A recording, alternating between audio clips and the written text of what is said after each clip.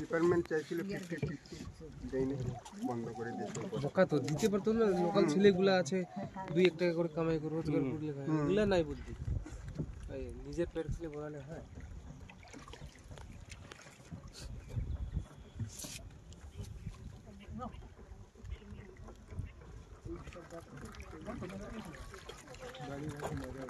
ডিপার্টমেন্টকেও দিতে লাগতো না, গ্রামের এফএমসি কমিটি ছিল না, ওটাকে যদি ভাগ দিত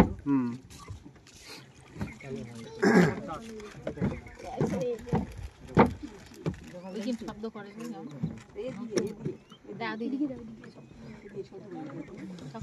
পাগলটাও কিনে